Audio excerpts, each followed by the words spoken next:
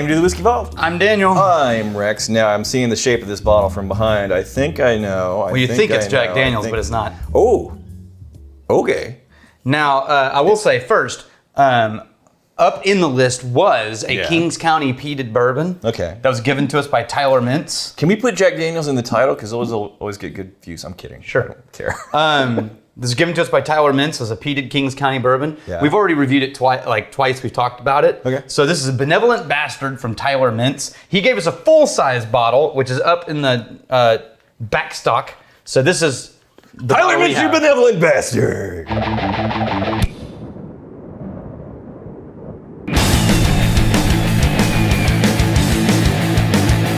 All right, now this is from Magnificent Bastard Shawn Walters. Shawn Walter, you magnificent bastard.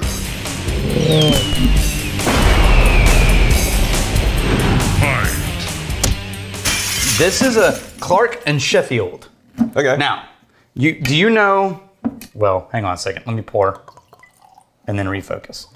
In the great history of store brands, like Total Wine has their Spey River, and history. You know, it's like a retail store works with an outsider to create their own brand. Sure. Right? Well, have you ever heard of Binny's? No. Binny's Beverage Depot. No. If you are in the liquor industry and pay attention to the industry, you've heard of Binny's. I have not, and no, I don't. Yes, exactly.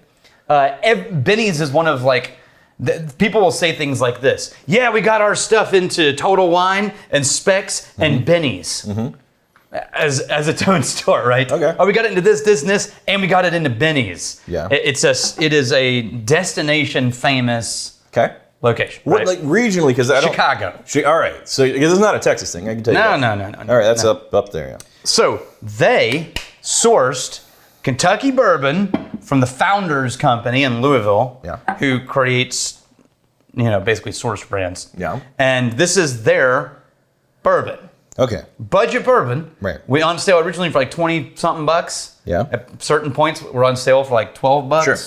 Sure. So you haven't said anything to me that's surprising yet. Yeah.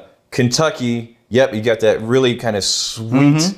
Bourbony nose, and then the budget. The budget thing isn't surprising because it smells kind of like a little bright. It's going to be a lower proof for sure. Yeah. But we're right down the middle of the road for this classic budget bourbon flavors coming right out of Kentucky, man. That's right. Yeah, and ironically, 45%. Okay. Didn't even go to the floor. Yeah. All right. Appreciate that. And then it's like brown sugar and cherry on the nose for me. Yeah, and that slight citrus on this one. This is brighter. What was the bourbon we were trying the other day that smelled brighter instead of darker?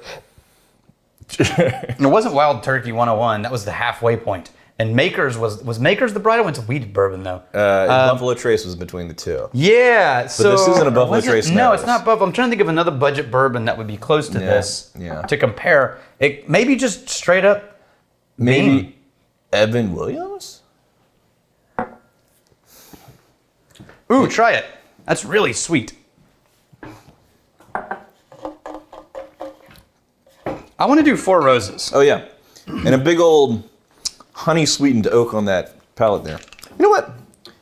That was actually a little bit nicer on the flavor than I was anticipating for a sourced budget bourbon. What do you think? Which one is that? Budget Four Roses. Ironically, Four Roses is known for being pretty sweet. Yeah, that's it's why I went sweeter. for This it. is sweeter than the Four Roses. It is.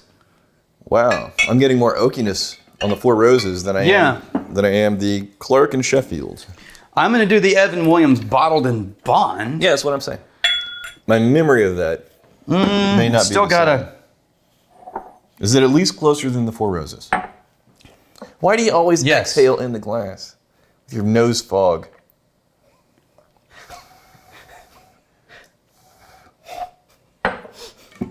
It's more sweet than the Four Roses. More sweet than the Evan Williams, too. Wow. Well, yeah, it is more sweet than Evan Williams. But I'd say in terms of, if we're just going for sweetness, closer. sweeter than the Evan Williams. Evan Williams is sweeter than the Four Roses in this ABC comparison. What's another one that would be? Although, the taste of that Evan Williams, that sweetness jumps up there pretty quick for me. Still doesn't complete with the Sheffield.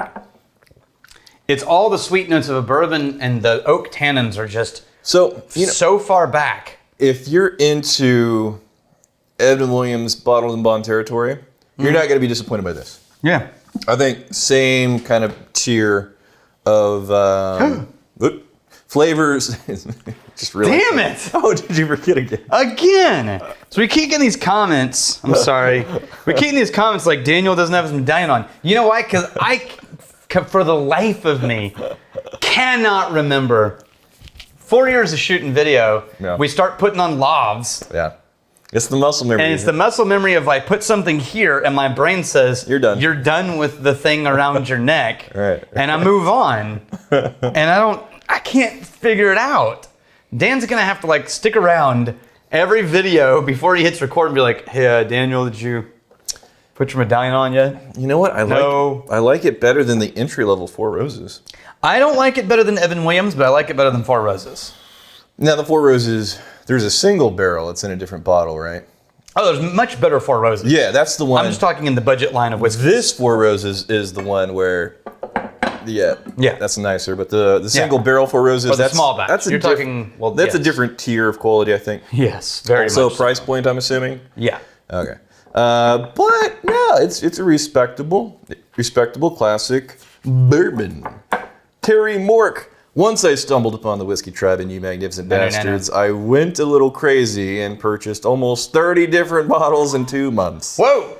I am quite happy with the collection, but I don't want to have 30 open bottles. How long can whiskey keep in its bottle? Pretty long time. Okay, so here's the thing that people keep not mentioning when I look up articles. Take that to the bank. Pretty long time. Think of this, when people keep mentioning this, they don't mention this one thing, which is, like, if it's in a cool place and the seal is sealed, right? It can be there indefinitely, like a very long time, as in like 5, 6, 7 years without being a problem.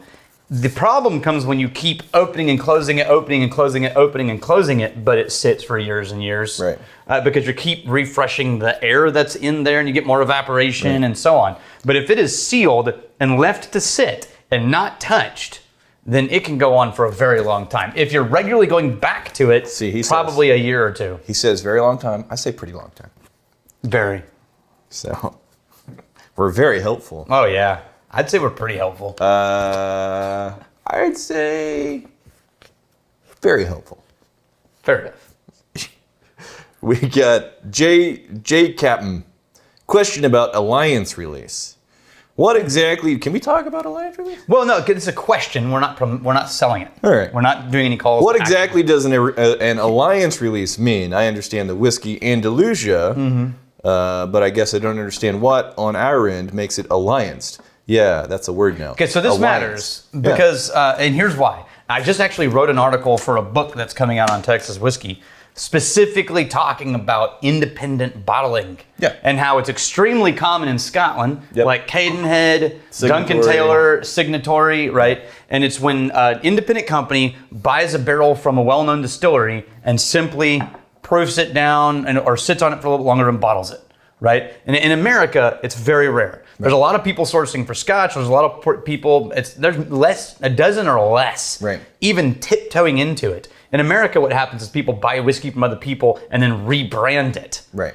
That's like sourcing, and it's basically like a white labeling type of deal. Right. You source it, you smack something else on the bottle label there, and then call it a day. What we wanted was to use our reach to feature craft distilleries that we like. Yeah. And so we went to these distilleries like Andalusia, Balcones, Ranger Creek, Wyoming, and we bought a barrel, brought it back, either aged it a little bit longer or proofed it down just slightly, and then just bottled it as one barrel. And so what we're giving our people a chance is to try Andalusia whiskey. Not our whiskey.